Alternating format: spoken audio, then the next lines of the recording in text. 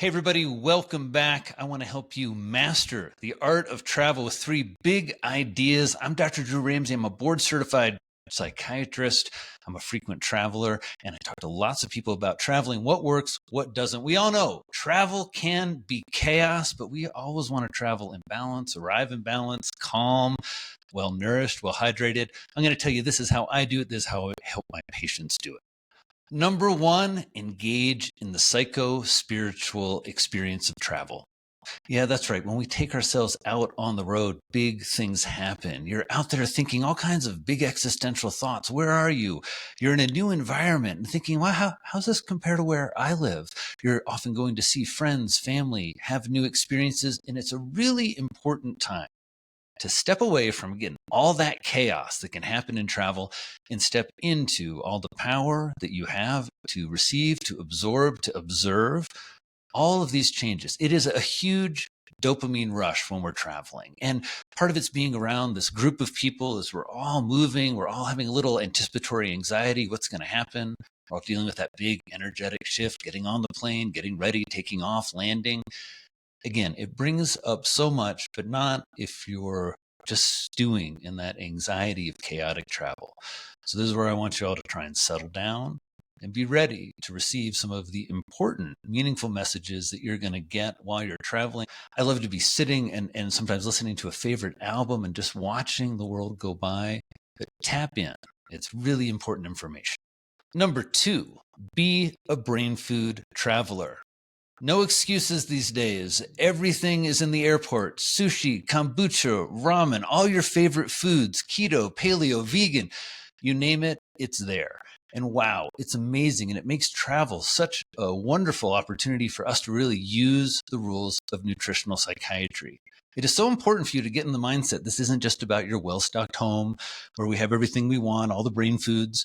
This is about these principles and values that we live by that help us nourish our brain and our mental health. So what do I do while I travel? Well, a couple of things. One, I've always got my raw unsalted nuts, almonds, cashews, maybe walnuts in my bag. Those are always a go-to. I think number two is making sure to have that flask for good hydration. There's so many temptations in the airport. And what do I do if I get tempted? Well, I go on a kombucha quest because there's so much kombucha in airports, it's hard to find.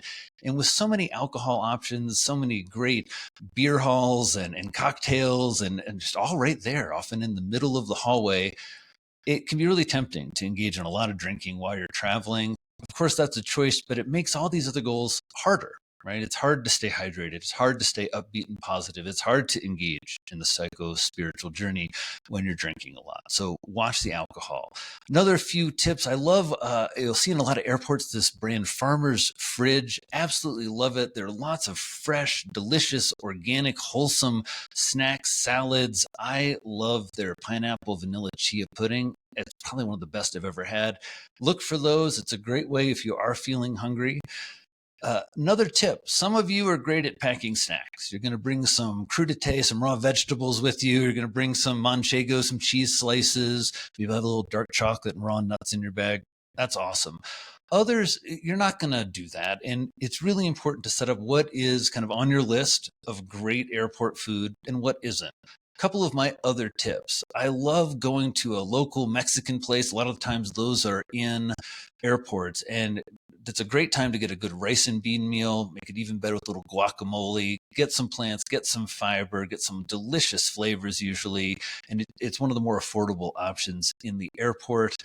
Those are some of my brain food traveler tips, but I think one of my main ones is, again, I don't think there's any excuses.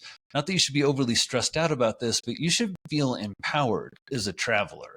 That you don't have to rely on airplane foods or airplane snacks, that you can do it. The airport is well stocked, your grocery store is well stocked, and that you have the knowledge and really the power to feed yourself well and arrive well nourished, feeling great, not stressed out.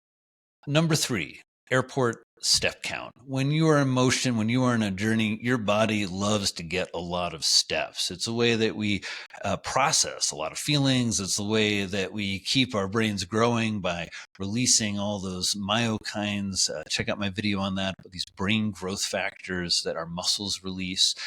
It is maybe part of exploring the airport. I love to go on my kombucha quest, right? Part of my step count. The way I do it is I land, if I have a layover, and I check out my step count, I go find my gate, and I kind of try and set a goal. And then I go on one of these quests. Maybe I'm going to check out a store. Maybe I'm going for a little kombucha. Maybe I'm going to find the great local Mexican place.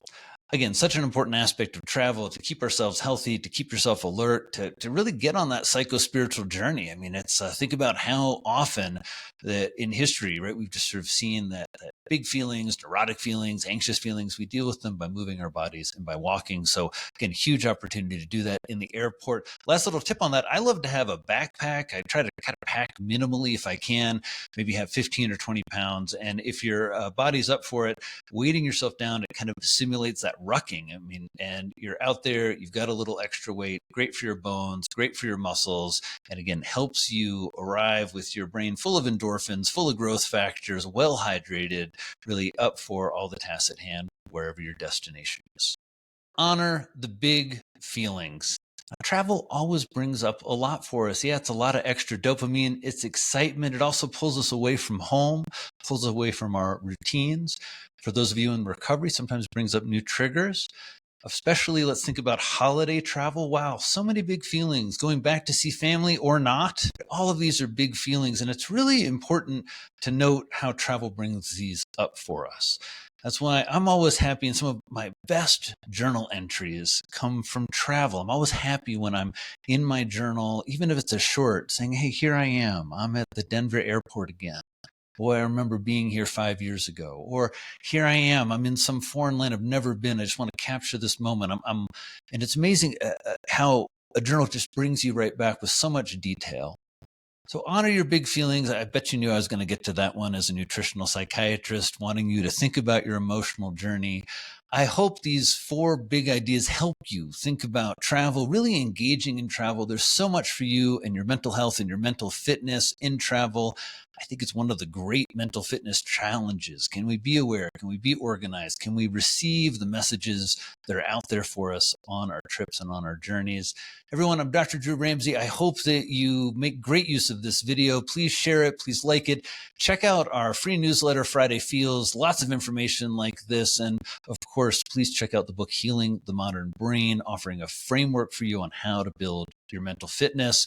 I'll see you in the next video. Thank you so much.